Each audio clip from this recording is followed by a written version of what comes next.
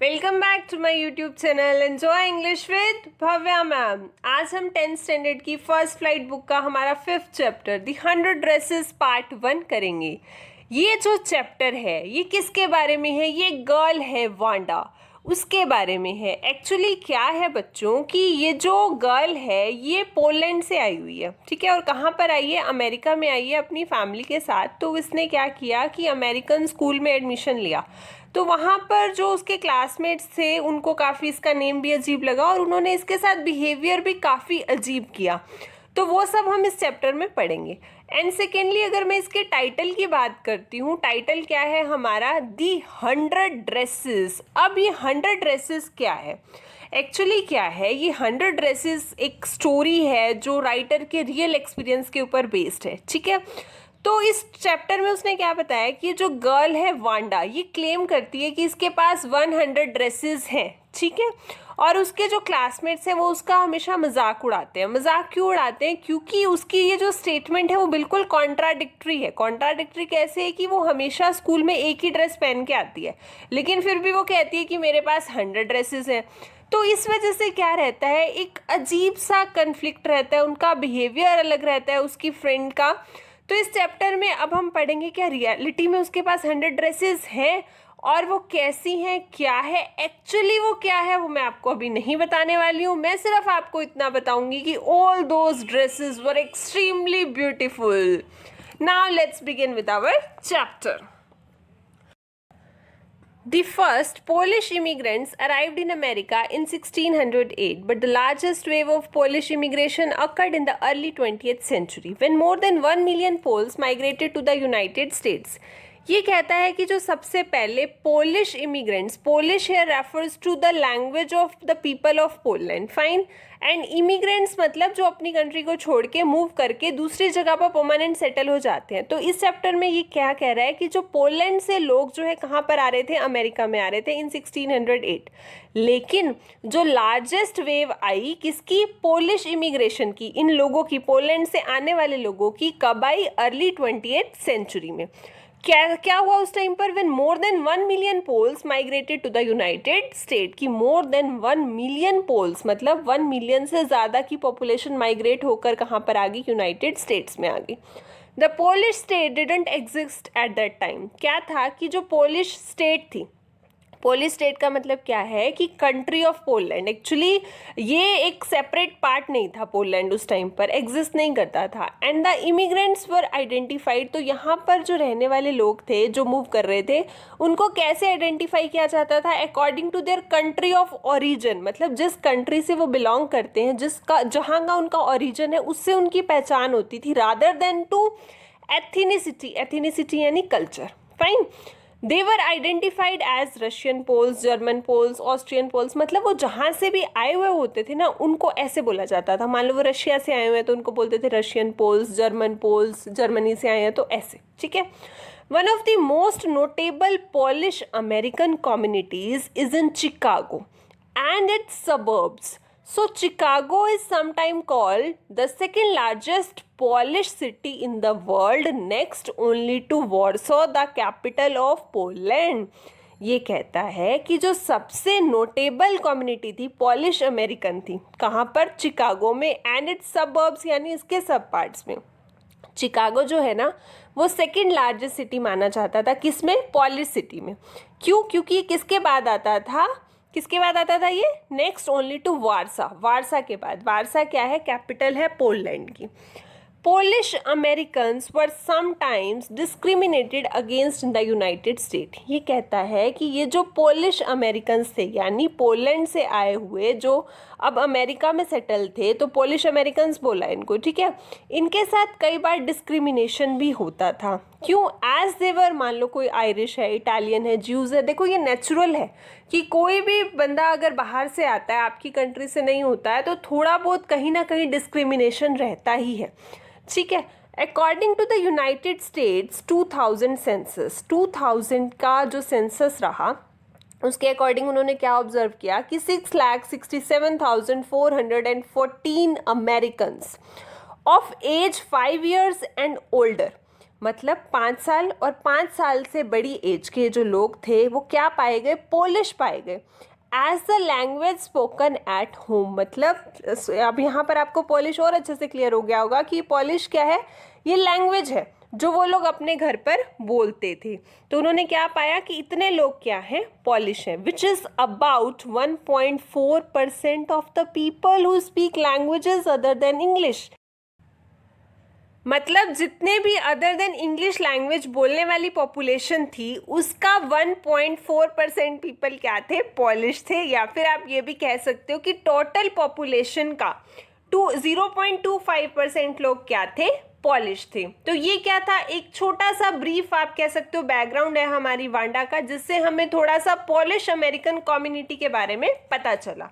तो अब हम अपना चैप्टर स्टार्ट करते हैं। Let's begin. Today Monday Wanda.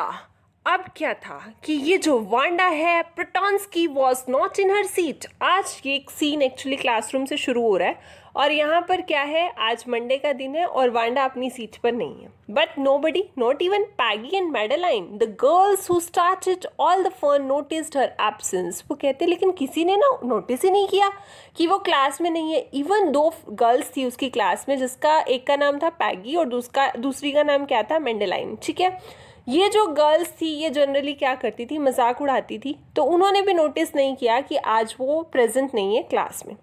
Usually क्या होता था कि Wanda sat in the seat next to the last seat in the last row in room 13। Room number 13 की जो लास्ट रो की लास्ट सीट के साथ वाली सीट होती थी, वहाँ पर वांडा बैठती थी।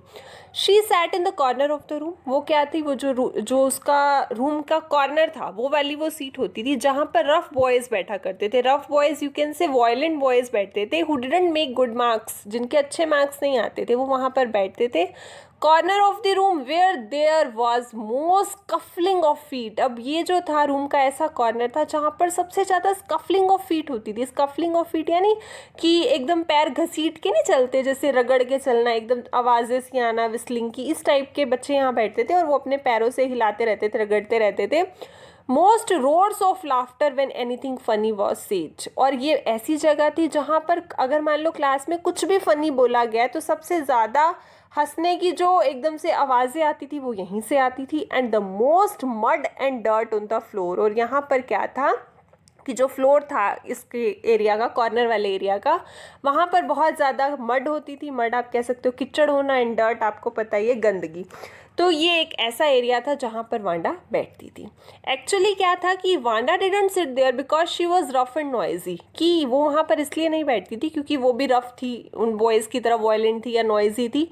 ऑन द कॉन्ट्रेरी, बल्कि क्या था कि शी वॉज वेरी क्वाइट, वो बहुत चुप रहती थी। And rarely said anything at all, और मतलब कभी कभी ही कुछ बोलती थी। And nobody had ever heard her laugh out loud, और किसी ने कभी उसे खुल के हंसते हुए, ज़ोर से हंसते हुए भी नहीं सुना था।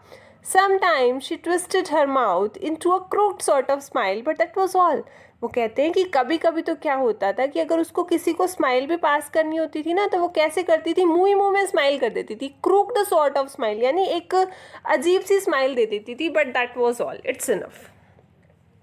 Nobody knew exactly why Wanda sat in that seat. अब कोई exactly नहीं जानता कि वो वहाँ पर क्यों बैठती है। देखो, क्योंकि वहाँ पर बॉयज़ के बैठने का तो रीज़न है कि वो शरारती हैं, नॉटी हैं, पैरों से खिच करते हैं, उनके पाँव में डर्ट होती है। लेकिन ये तो ऐसी नहीं है, ये तो बिल्कुल शांत है, ज़्यादा हंसती भी नहीं है। लेकिन फिर भी वो वहाँ पर क्यों बैठ रही है, किसी को exactly इसका रीज़न नहीं पता। Unless it was because she came all the way from Bogan Heights and her feet were usually caked with dry mud. वो कहते हैं कि शायद ये रीज़न हो सकता है क्योंकि वो जो उसका रास्ता है आने का, वो कहाँ से आती है, बोगिन हाइट से आती है, जो एक अच्छा प्लेस नहीं है। मतलब वहाँ पर जनरली वही लोग रहते हैं जो इमिग्रेट होके आए हुए हैं, ठीक है। तो वो जो एरिया है वो स्पेशल उन लोगों के लिए, और वो थोड़ा गंदगी वाला एरिया है, तो जिसकी वजह से उसके जो फीट हैं वो यूजुअली केक्ड यानी वैसे तो आप कह सकते हो फिल होना ड्राई मड के साथ, मिट्टी के साथ, लेकिन ऐसे नहीं होता, कई बार मिट्टी की परत जम जाती है केक की तरह। तो वो कहते हैं कि शायद वो इसलिए वहाँ बैठती हो। Because no one really thought much about Wanda. लेकिन क्या था कि कोई भी लोग वहाँ पर, चाहे बच्चे हों चाहे टीचर हो, कोई भी ज़्यादा उसके बारे में सोचता नहीं था। One she set in the corner of the room, बस इतना था कि वो एक बार आके अपने सीट, जो रूम का कॉर्नर था, वहाँ पर जाके बैठ जाती थी, that's it. The time when they thought about Wanda was outside of school hours. वो कहते हैं सिर्फ एक टाइम ऐसा होता था जब वांडा के बारे में ये लोग सोचते थे. वो टाइम कौन सा होता था? स्कूल आवर्स के बाद वाला. At noon time when they were coming back to school. या तो क्या होता था दोपहर वाला टाइम जब वो स्कूल से वापस आ रहे होते थे, या फिर अर्ली मॉर्निंग सुबह जब स्कूल शुरू होने वाला होता था. व्हेन ग्रुप्स ऑफ 2 और 3 और even more would be talking and laughing on their way to the school yard. अब उस टाइम पर क्या होता था कि 2-3 लड़कियों का या ज़्यादा का ग्रुप जो है वहाँ से मतलब जा रहा होता था, एक दूसरे से बातें करते थे, गॉसिपिंग करते थे, हंसते थे. किसके ऊपर हंसते थे? वांडा के ऊपर हंसते थे. तो ये एक ऐसा टाइम था जब उसको थोड़ा सा याद कर लिया जाता था, अदरवाइज उसके ऊपर कोई अटेंशन नहीं देता था. Then sometimes when they waited for Wanda to have fun with her. और कई बार क्या होता था कि ये लोग वहाँ पर वांडा का वेट भी करते थे. To have fun with her मतलब क्या है कि उसका मजाक उड़ाने के लिए उसकी वेट करते थे. ठीक है.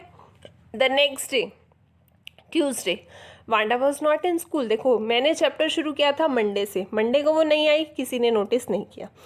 अब क्या आ गया? नेक्स्ट डे आ गया ट्यूसडे. आज भी वांडा नहीं है स्कूल में.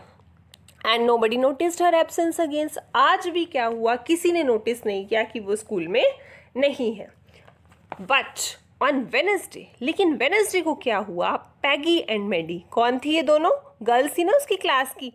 इन्होंने क्या देखा? ये दोनों कहाँ बैठती थी? Who sat down front with other children. ये लोग फ्रंट सीट पे बैठती थी बाकी बच्चों के साथ जिनके अच्छे मार्क्स आते थे. And who didn't track in a whole lot of mud. और ये उन लड़कियों में से नहीं थी, मतलब इनके जो कपड़े होते थे वो मिट्टी से भरे हुए नहीं होते थे, ये ऐसे रास्ते से नहीं आती थी. इन्होंने नोटिस किया कि वांडा वहाँ पर नहीं है. अब इसमें ये जो पैगी है गर्ल, ये क्या है? ये मोस्ट पॉपुलर गर्ल है उनके स्कूल की, बहुत ही ज़्यादा प्रिटी है और उसके पास बहुत सारे प्रिटी क्लोथ्स भी हैं और उसके हेयर्स कैसे हैं? करली हैं. इट्स ऑल अबाउट हुम? पैगी. अब सेकेंडली कौन है? मैडी. मैडी कौन है? उसकी क्लोज फ्रेंड है. किसकी? पैगी की. अब ये जो रीज़न है कि पैगी और मैडी इन दोनों ने नोटिस किया कि वांडा एब्सेंट है, वो नहीं है वहाँ पर प्रेजेंस. वो क्यों नोटिस किया उन्होंने? क्योंकि Wanda had made them let for school. क्योंकि वांडा की वजह से वो स्कूल के लिए लेट हो गए थे. अब आप कहोगे उसकी वजह से कैसे लेट हो गए थे? ये दोनों अलग आती हैं, वो अलग आती है, तो ऐसे कैसे पॉसिबल है? एक्चुअली क्या था कि ये जो दोनों गर्ल्स थी ये लोग क्या कर रही थी? कई बार उसका वेट करती थी. किसका? वांडा का वेट कर रही थी. और वो करे जा रही है. क्यों वेट कर रही थी? वो सोच रही थी कि वो आएगी तो हम उसका मजाक उड़ाएंगे. And she just had not come. और फिर वो आती भी नहीं है. तो इस वजह से क्या था कि उसकी वजह से वो लेट हो जाती हैं. तो उन्होंने नोटिस किया कि वांडा आज एब्सेंट है. They often waited for Wanda Petronski to have fun with her. तो ये कहता है कि वो कई बार उसका वेट करती थी वांडा का, ताकि वो उसके साथ क्या कर सके? मजाक उड़ा सके. फाइन. आगे देखो. अब क्या है? Wanda most of the children in room 13 didn't have names like that. वो कहता है कि most of the children जो रूम नंबर 13 में थे उनके नाम ऐसे नहीं थे.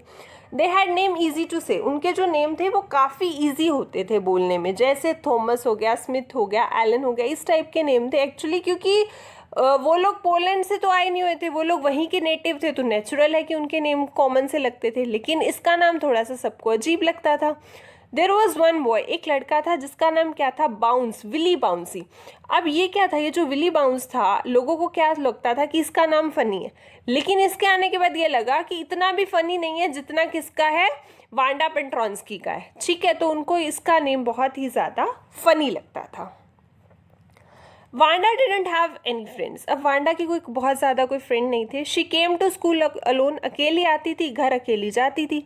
शी ऑलवेज वोर अ फेडेड ब्लू ड्रेस. वो हमेशा क्या पहनती थी? एक फेडेड आप कह सकते हो कि एक पुरानी सी ब्लू कलर की ड्रेस पहनती थी. दैट डिडंट हैंग राइट मतलब उसको प्रॉपरली वो ड्रेस फिट भी नहीं आती थी. इट वॉज क्लीन, साफ तो होती थी वो, बट इट लुक्ड लेकिन वो ऐसे लगती थी कि जैसे उसको कभी ढंग से प्रेस भी ना किया गया हो. She didn't have any friends. उसकी कोई फ्रेंड्स नहीं थी. But a lot of girls talk to her. लेकिन काफ़ी सारी लड़कियां उससे बात कर लेती थी. कब करती थी? Sometimes they surrounded her in the school yard as she stood watching the little girls playing hopscotch on the worn hard ground. वो कहती है कि कभी कभी क्या होता था कि स्कूल के बाहर वो क्या देखती थी कि कुछ छोटी छोटी लड़कियां हॉपस्कॉच खेल रही होती हैं. हॉपस्कॉच आपने देखा होगा, स्टैपू खेलना, स्टैपू खेलते हैं ना, तो वो वहाँ पर खड़ी हो जाती थी उनको देखने के लिए, ठीक है।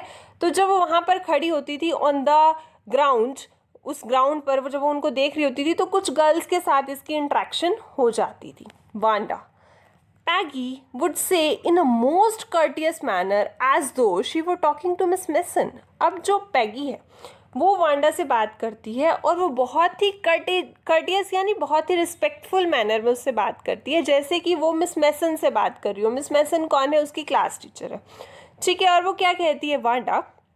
She would say giving one of her friends a nudge, tell us how many dresses did you say you had hanging up in your closet. अब ये नज क्या है? देखो, पैगी बोल रही है वांडा को, बहुत ही रिस्पेक्टफुल वे में बोल रही है, लेकिन कहीं ना कहीं वो उसका मजाक उड़ा रही है। और वो नज का मतलब क्या होता है? हल्का सा पुश करना, जैसे फ्रेंड्स आपस में थोड़ा सा कंधा मार देती हैं, एक दूसरे को हल्का सा हाथ से पुश कर देती हैं, ऐसे ही पैगी क्या करती है, अपनी एक फ्रेंड को हल्का सा पुश करती है और मज़े लेने की सेंस में बोलती है, वांडा अच्छा मुझे बताओ, how many dresses did you say you had, कितनी ड्रेसेस होंगी तुम्हारे पास जो तुम्हारे क्लोजेट में हैंग कर रही होंगी। क्लोजेट यानी उसकी अलमीरा, ठीक है। उस पर वो क्या रिप्लाई देती है? 100। वांडा वुड से, वांडा कहती है 100 ड्रेसेस है मेरे पास। 100 exclaimed all the little girls incredulously and the little ones would stop playing hopscotch and listen. वो एकदम से कहती है 100 और वो ये बात ऐसे बोलती है कि सारे लोग, इनक्रेडल्सली का मतलब क्या होता है? अनबिलीवेबल। उन सबके लिए ये बात अनबिलीवेबल थी। और जो बच्चियाँ, जो लिटल वंस वहाँ पर क्या खेल रही होती हैं, स्टापू खेल रही होती है, वो भी एकदम से रुक जाती हैं जब वो एकदम से सुनती है 100 और उसकी बात सुनने लगती हैं। वो कहती है हाँ ये 100, मेरे पास 100 ड्रेसेस हैं, ऑल लाइंड अप, सारी जो है लाइन में लगी हुई है, मतलब in a proper order, said Wanda. Then her thin lips drew together in silence, और फिर उसके बाद वांडा के जो पतले से लिप्स होते हैं वो बिल्कुल शांत हो जाते हैं। और फिर पैगी क्या कहती है? What are they like, all silk I bet. वो फिर उसका मजाक वाली टोन में, मजाक उड़ाने की टोन में पूछती है, कैसी लगती है तुम्हारी सारी ड्रेसेस? ऑल सिल्क, सारी सिल्क की होंगी। वो भी आगे से जवाब देती है, ये ऑल सिल्क, सारे सिल्क की हैं, ऑल कलर, सारे कलर्स भी हैं।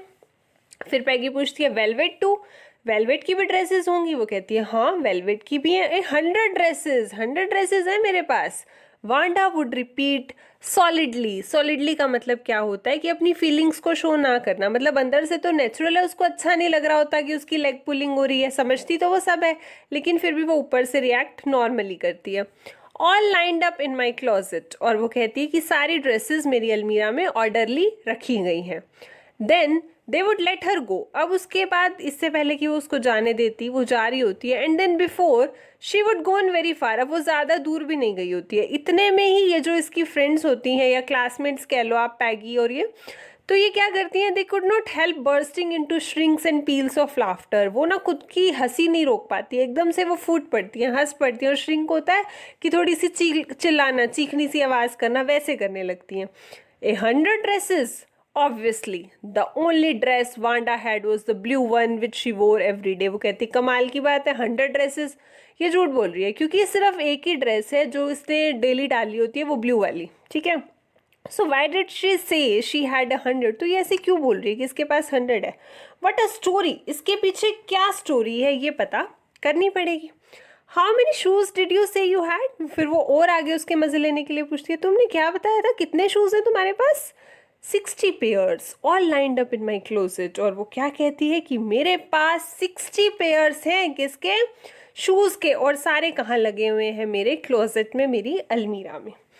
Cries of exaggerated politeness greeted this all alike, अब फिर वो सारी क्या करती हैं? एग्जिग्रेटेड होता है थोड़ी बात को बढ़ा चढ़ा के बोलना, पोलाइटली भी बोलती हैं, मतलब इनडायरेक्टली वो उसको टीज कर रही हैं, उसके मज़े ले रही हैं, ठीक है। तो प्यार से भी बात को बढ़ा चढ़ा के थोड़ा सा टोंटिंग वे में कहती है, ऑल अलाइक, सारे शूज़ एक जैसे हैं? वो कहती है oh know every pair is different, नहीं मेरे फुटवेयर के सारे जो पेयर्स हैं वो डिफरेंट है। ऑल कलर, सारे कलर के हैं। ऑल लाइंड अप, सारे वो भी प्रॉपर ऑर्डर में हैं। Peggy, who had thought up this game, and Maddie, her inseparable friend, were always the last to live. अब क्या था कि ये जो पैगी है, इसने क्या कि ये गेम शुरू की, इसी ने स्टार्ट किया ना, ये ड्रेस वगैरह पूछना एंड ऑल, और मैडी जो थी ये इसकी एक बहुत ही अच्छी फ्रेंड थी, इनसेपरेबल फ्रेंड थी, और वो क्या थी, हमेशा लास्ट में स्कूल से निकलती थी। Finally Wanda would move up the street, finally Wanda वहाँ से जाने लगी स्ट्रीट से। उसकी जो आईज थी वो डल हो रही थी, उसका जो माउथ था वो चुप था, नेचुरल है, वो उदास फील कर रही थी अंदर से।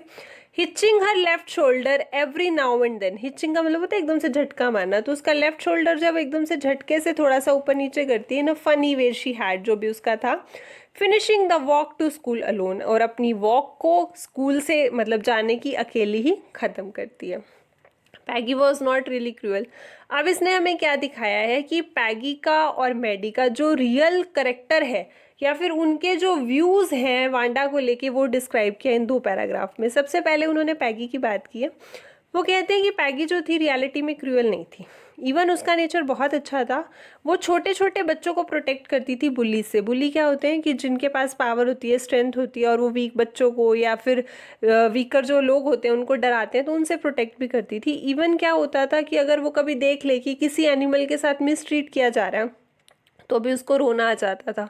If anybody had said to her, और अगर कोई उसे ये कह दे, don't you think that it is a cruel way to treat Wanda, तो कहती है कि अगर कोई ये बोल दे कि मतलब जिस तरीके से वांडा के साथ ट्रीटमेंट हो रहा है, तुम्हें ये नहीं लगता है बहुत ही क्रूअल वे है?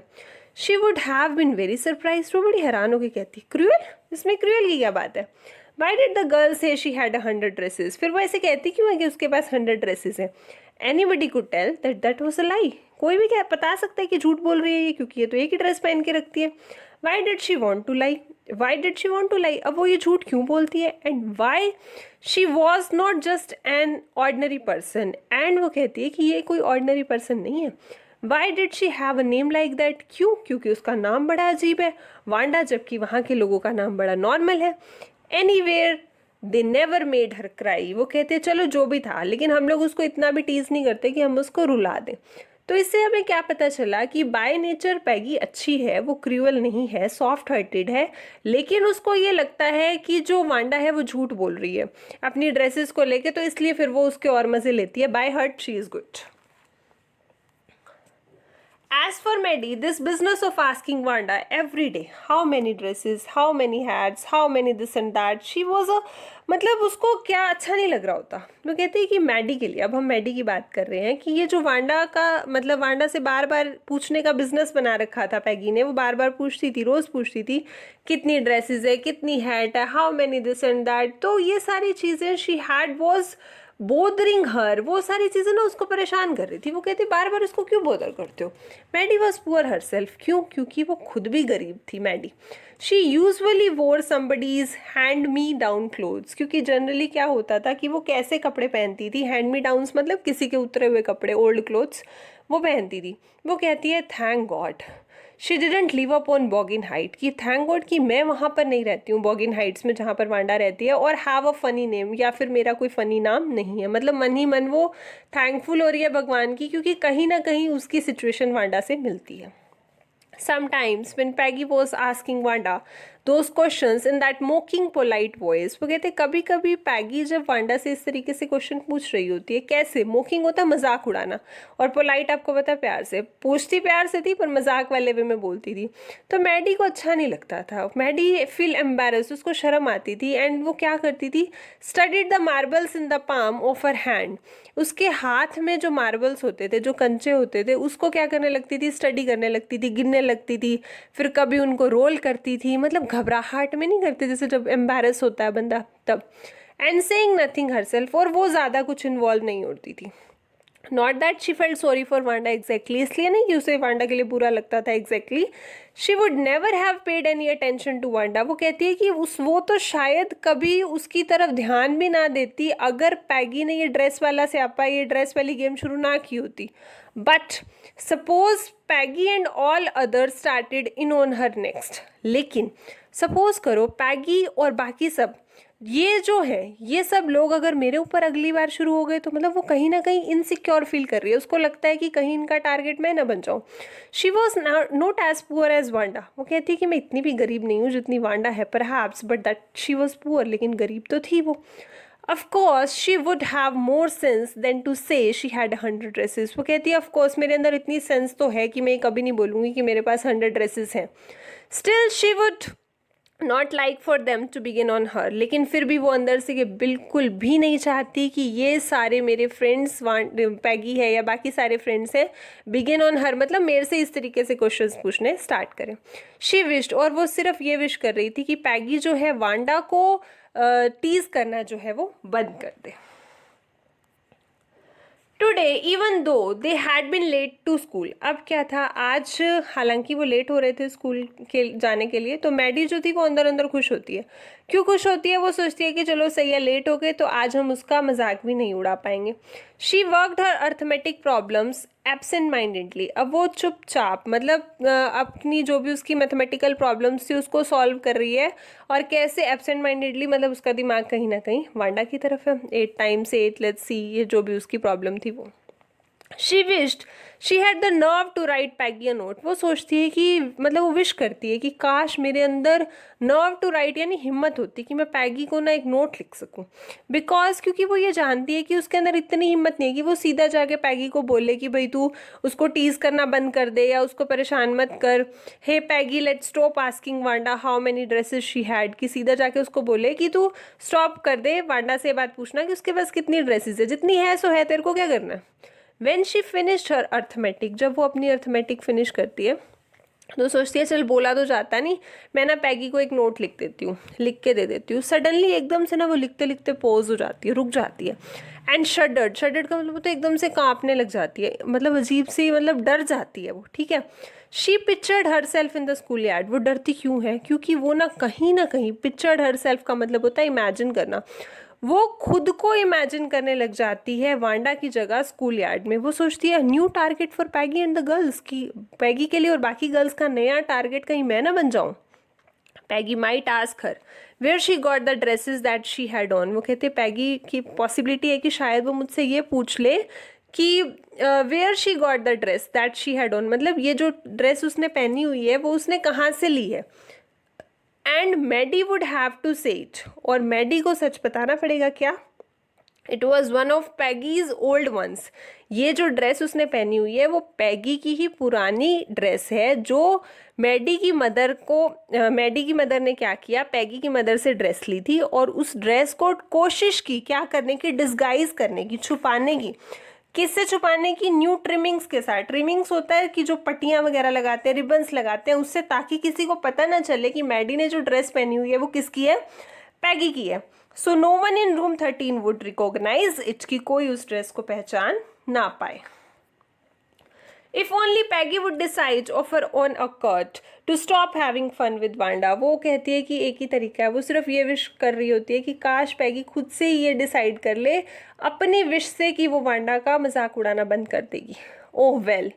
Maddie ran her hand through her short blonde hair as though to push the uncomfortable thoughts away. वो कहती है चलो छोड़ो यार जो भी है. अब मैडी क्या करती है, अपने हाथों को अपने शॉर्ट ब्लॉन्ड हेयर, ब्लॉन्ड यानी येलोइश गोल्डन से कलर के हेयर पे अपना हाथ घुमाती है. ठीक है. इस तरीके से घुमाती है कि वो सोचती है ये जो अनकंफर्टेबल थॉट्स आ रहे हैं उसके माइंड में बार बार, जिससे वो अनकंफर्टेबल फील कर रही है, उसको मूव अवे करने के लिए. What difference did it make. वो कहती क्या फ़र्क पड़ता है, ठीक है ये जाने, इसका काम जाने. Slowly Maddie tore into bits the note she had started. और फिर वो क्या करती है, जो पेपर पे वो नोट लिखने लगती है पैगी को, वो उठाती है और उसके टुकड़े टुकड़े कर देती है. She was Peggy's best friend, क्योंकि वो पैगी की बेस्ट फ्रेंड होती है. और Peggy was the best like girl in the whole room.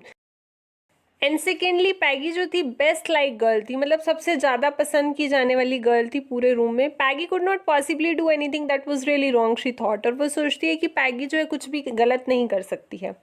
As for Wanda, अब जहाँ तक वांडा का सवाल है, वो क्या है, सिर्फ एक गर्ल है जो कहाँ से आती है, बॉगिन हाइट से आती है, वहाँ पर रहती है. And stood alone in the school yard, और स्कूल के आंगन में अकेली खड़ी रहती है. She scarcely ever said anything to anybody. वो कहते हैं कि वो मुश्किल से ही डरती हुई कभी कभार किसी से कुछ बोलती है. The only time she talked, सिर्फ एक ही टाइम जब वो बात करती है स्कूल यार्ड में, वो किसके बारे में होती है, उसकी 100 ड्रेसेस के बारे में होती है. वो भी कोई पूछता है तो, अदरवाइज वो ज़्यादा बोलती नहीं है. तो मैडी को याद आता है कि एक बार उसने अपनी एक ड्रेसेस के बारे, मतलब उसकी जो इतनी सारी ड्रेसेस है उसमें से एक के बारे में बताया था. क्या बताया था? Pale blue with colour trimming, कि उसके पास एक येलोइश ब्लू कलर की ड्रेस है जिसके ऊपर कलर ट्रिमिंग में पीछे भी आया, रिबन के लिए यूज हुआ है, पट्टियां आप कह सकते हो, कि पेल ब्लू कलर की ड्रेस है जिसके ऊपर रिबन्स लगे हुए हैं। एंड शी रिमेंबर्ड अनदर, फिर उसको याद आता नहीं, एक ड्रेस और भी बताई थी उसने कि उसके पास एक और ड्रेस है that was brilliant jungle green, जो किस कलर की है, जैसे एक जंगल होता है ग्रीन कलर का, उस कलर की ड्रेस है विद अ रेड सैश। सैश क्या होता है, एक रिबन ही होता है, बस ये लगा लो कि जैसे थोड़ा चौड़ा होता है, जैसे मिस यूनिवर्स वगैरह नहीं पहनती, आगे वो चौड़े चौड़े से रिबन होते हैं, तो उसका जो ग्रीन कलर की ड्रेस थी उसके ऊपर रेड कलर का सैश लगा हुआ था। You would look like a Christmas tree in that, the girls had said in pretended admiration। अब क्या होता है कि जब वो ये बात बताती है तो उसे याद आता है कि उस टाइम पर गर्ल्स ने उसका मजाक भी उड़ाया था, मतलब प्रिटेंडेड होता है दिखावा करना, एडमायर हो गया किसी की प्रेज करना, तो उन्होंने उसकी फॉल्स प्रेज की थी और उसको बोला था कि उस ड्रेस में तो तुम कैसे लगती होगी, बिल्कुल क्रिसमस ट्री की तरह लगती होगी, कि एक तो ग्रीन ड्रेस ऊपर से उसके ऊपर red सैश। Thinking about Wanda and her 100 dresses all lined up in the closet, Maddie began to wonder who was going to win the drawing and coloring contest। अब जो है वो सोच रही होती है मैडी वांडा के बारे में और उसकी 100 ड्रेसेस के बारे में जो सारी उसकी अलमीरा में लगी हुई हैं। तो मैडी जो है एकदम से बिगिन टू वंडर, वो एकदम से देखती है, सोचती है कि who was going to win. Actually क्या था कि उनके स्कूल में कोई ड्राइंग और कलरिंग कॉन्टेस्ट होने वाला होता है, तो वो सोचती है कि वो कौन जीतेगा। फॉर गर्ल्स, गर्ल्स के लिए क्या था कि इस कॉन्टेस्ट में आपको ड्रेसेस की डिज़ाइनिंग करनी है, और बॉयज़ के लिए क्या था कि उनको मोटर बोट्स डिज़ाइन करनी थी। Probably Peggy would win the girls medal. वो कहती है कि पॉसिबिलिटी तो यही है कि जो पैगी है उसको गर्ल्स का मेडल मिलेगा, गर्ल्स में वो जीतेगी, क्योंकि Peggy drew better than anyone else in the room. Peggy से अच्छा उस रूम में कोई ड्रॉ नहीं कर सकता। At least that's what everybody thought, यही था जो हर कोई सोच रहा था, मतलब सबको एक्सपेक्टेशन किससे है, पैगी से। She could copy a picture in a magazine or some film star's head so that you could almost tell who it was। वो कहती है क्योंकि वो बहुत टैलेंटेड है, वो किसी की भी पिक्चर को कॉपी कर लेती है मैगजीन से, किसी भी फिल्म स्टार का सिर बना देती है, ऐसे बना दिए कि मतलब आप पहचान पाते हो कि किसका है। Oh, Maddie was sure Peggy would win, और मैडी जो है वो श्योर है कि हाँ पैगी जीतेगी। Well tomorrow the teacher was going to announce the winners. चलो जो भी है कल रिजल्ट आ जाएगा, विनर्स आ जाएंगे, पता चल जाएगा। Then they would know who is the winner. The next day it was drizzling. अब अगले दिन क्या हुआ, ड्रिजलिंग का मतलब क्या होता है, हल्की हल्की बारिश होना, बूंदाबांदी हो रही थी। मैडी और पैगी फटाफट स्कूल जा रही थी अंडर पैगीज अम्ब्रेला, पैगी के पास अम्ब्रेला था उसके नीचे। Naturally on a day like this they didn't wait for Wanda. अब क्या था कि अब इतना इंपॉर्टेंट दिन था तो उन्हें वो लोग वेट नहीं करते हैं उस दिन वांडा की। कहाँ पर, ओलिवर स्ट्रीट के कॉर्नर पे। अब ये ओलिवर स्ट्रीट क्या है, ये वो जगह है जहाँ पर वो उसका वेट करती थी उसका मजाक उड़ाने के लिए। ये स्ट्रीट जो है ना बहुत दूर दूर तक जाती है। ये स्ट्रीट कहाँ से निकलती है, रेलवे रोड के ट्रैक्स के नीचे से जाती है, अप द हिल से आती है, और कहाँ तक जाती है, बोगिंग हाइट्स तक जाती है जहाँ से वांडा आती थी। Anyway they were not taking chances on being late today. और वो कहती हैं जो भी है आज हम चांस नहीं ले सकते लेट होने का, because today was important. Do you think Miss Mason will announce the winners today, asked Peggy. और पैगी क्या पूछती है कि तुम्हें क्या लगता है मिस मैसन जो है विनर्स के जो रिजल्ट हैं वो आज अनाउंस कर देंगी। Oh I hope so the minute we get in, said Maddie. और मैडी क्या कहती है, हाँ उम्मीद तो है कि जैसे ही हम लोग अंदर जाएंगे क्लास के वो अनाउंस कर देंगी। Of course you will win peg. वो कहती है डोंट वरी, ऑफ कोर्स तुम्हें जीतोगी। होप सो सेड पैगी ईगरली। और पैगी क्या बोलती है eagerly, hope so. The minute they enter the class room they stop short and gasped. अब क्या होता है, जैसे ही वो क्लासरूम में एंटर करते हैं वो एकदम से रुक जाते हैं, एंड गैस्प्ड होता है एकदम से शॉक हो जाते हैं, उनका मुंह खुला का खुला रह जाता है। क्यों, there were drawings all over the room, पूरे रूम में ड्राइंग होती है। ऑन एवरी लेज, लेज होता है शेल्फ, ठीक है, हर शेल्फ पे, हर कॉर्नर पे। Window sill refers to the bottom of the window, ठीक है, वहाँ पर भी क्या है, हर जगह डेजलिंग कलर्स एंड ब्रिलियंट, मतलब बहुत ही चमकदार कलर से ब्रिलियंट बनी हुई, लेविश डिज़ाइंस, बहुत ही ग्रैंड डिज़ाइंस बने हुए थे। All drawn on great sheet of wrapping paper, और सारे बहुत ही रैपिंग पेपर की जो शीट्स हैं उसके ऊपर बने हुए थे, और सारे बहुत ही अच्छे थे। There must have been 100 of them, और लगभग वो कितने होंगे, मस्ट बी 100 होंगे वो। ऑल लाइंड अप यानी सारे फिर से वही प्रॉपर ऑर्डर में अरेंज हैं। These must be the drawings for the contest. वो कहती हैं ये जो ड्राइंग्स हैं ये ऑब्वियसली कॉन्टेस्ट के लिए ही होंगी। दे वर एवरीबडी स्टॉप्ड एंड विसल्ड और मरमर्ड एडमायरिंगली। अब हर कोई रुक गया और सब लोग क्या कर रहे हैं, चीख रहे हैं, एडमायर कर रहे हैं। मरमर होता है धीरे धीरे आपस में गॉसिप कर रहे हैं, बातें कर रहे हैं। नेचुरल है कि वो उसको प्रेस कर रहे हैं। As soon as the class had assembled, अब जैसे ही सारी क्लास इकट्ठी हो जाती है तो मिस मेसन जो है अनाउंस करती है विनर्स को। विनर में कौन है, Jack Beggles had won for the boys. Boys में कौन जीता है, जैक बेगल्स जीता है। She said and is design, और उसने क्या डिज़ाइन की होती है, आउटबोर्ड मोटर। आउटबोर्ड मोटर वो डिज़ाइन करता है। Was on exhibition in room 12, और वो कहती है कि रूम नंबर 12 में एग्जीबिशन पे उसकी ये जो आउटबोर्ड मोटर है वो लगाई गई है, along with the sketches by all other boys. इसके साथ साथ जो बाकी बच्चों ने ड्रॉ किया है वो भी वहाँ पर लगाया हुआ है। You can go and watch. As for the girls she says, और वो कहती हैं कि जहाँ तक गर्ल्स की बात करते हैं हम, although just 1 or 2 sketches were submitted by most of the girls. Most of the girls ने क्या किया, 1 या 2 स्केच ही सबमिट कराए हैं, लेकिन एक लड़की रूम नंबर 13 को, जिसके ऊपर प्राउड होना चाहिए, ये वो लड़की है जिसने 100 डिज़ाइंस बनाए हैं और सारे डिज़ाइंस बिल्कुल ही डिफरेंट हैं और बहुत ही ब्यूटीफुल है in the opinion of the जजेस। और जहाँ तक जजेस के ओपिनियन की बात है, any one of the drawing, कोई भी अगर आप उसकी ड्राइंग देख लो ना, वो हर एक ड्राइंग वर्दी है किसके, प्राइज़ को जीतने की। I am very happy to say that. और वो कहती है कि मैं बहुत खुशी से ये कहना चाहूँगी कि वांडा जो है विनर है किसकी, गर्ल्स के मेडल की। मतलब गर्ल्स का जो मेडल है वो किसको जाता है, वांडा को, और बॉयज़ का किसको जाता है, जैक बेगल्स को। Unfortunately Wanda has been absent from school for some days. लेकिन अनफॉर्चुनेटली क्या हुआ कि जैसे हमने देखा है कि वांडा जो है स्कूल काफ़ी दिनों से आ नहीं रही होती है, and is not here to receive the applause that is due to her. और वो वहाँ पर प्रेजेंट भी नहीं होती है अपने अपलोज को, यानी जो भी उसकी तारीफ़ें हैं या जो भी उसको रिवार्ड मिलना था उसको रिसीव करने के लिए, जो अभी उसके लिए क्या है, ड्यू पड़ा है। Let us hope she will be back tomorrow, और वो सारे होप करते हैं कि काश वो कल आए।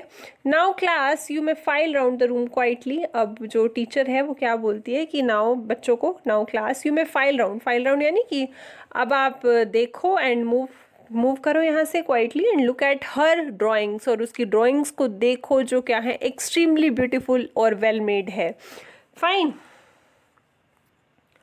The children burst in to applause, और ये बात सुनते ही, मतलब ये सब खत्म होने के बाद जो बच्चे हैं वो खुशी से क्लैपिंग करने लगते हैं। And even the boys were glad to have a chance. Even जो बॉयज़ होते हैं उन्हें भी बड़ी खुशी होती है, वो भी इंटरेस्ट लेते हैं, उन्हें भी अच्छा लगता है उसकी ड्रेसेस को देख के। जिनका जनरली ड्रेसेस में कोई इंटरेस्ट भी नहीं होता, वो लोग भी, उनको मौका मिलता है और वो क्या करते हैं, stamp on the floor. Stamp होता है थोड़ा सा पैर मारना, वही घसीटना, वो सब करने लगते हैं खुशी में।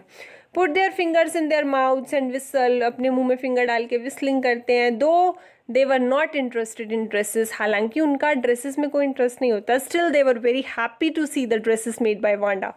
लुक पैग विस्पर्ड मेडी, अब जो मेडी है वो धीरे से बोलती है, देखो पैग, दैट ब्लू ड्रेस, ये देखो, ये वो ब्लू वाली जिसके बारे में उसने हमें बताया था। इजंट इट ब्यूटीफुल, याद आया आप लोगों को, याद आया ब्लू वाली कौन सी थी जिसके ऊपर वो रिबन लगे हुए थे।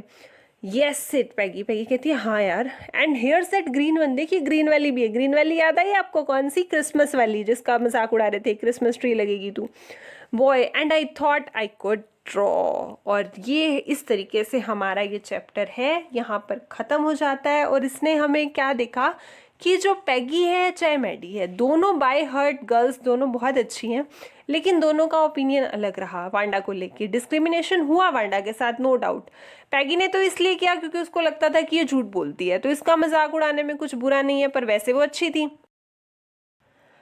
और मैडी के अंदर तो शुरू से ही सिंपैथी रही वांडा को लेके, बिकॉज वो खुद पुअर थी, तो कहीं ना कहीं वो उसकी कंडीशन को फील कर पा रही थी। तो इस स्टोरी से हमने क्या सीखा कि हमें कभी भी दूसरों का मजाक नहीं उड़ाना चाहिए। एवरीवन इज़ यूनिक, ठीक है। तो हमें क्या करना चाहिए, सामने वाले को वैसे ही एक्सेप्ट कर लेना चाहिए जैसे वो है, और उनके साथ कोऑपरेट करना चाहिए। आपके साथ भी कई बार ऐसे होता होगा कि क्लास में कोई न्यू स्टूडेंट आया है या कुछ भी ऐसी सिचुएशन आती है, तो आपको कभी भी डिस्क्रिमिनेशन नहीं करना है, बल्कि उनको कोऑपरेट करना है। फाइन। आई होप ये चैप्टर आपको अच्छे से समझ में आ गया होगा। Thank you very much. Please like, share and subscribe our on YouTube channel enjoy English with Bhavya ma'am.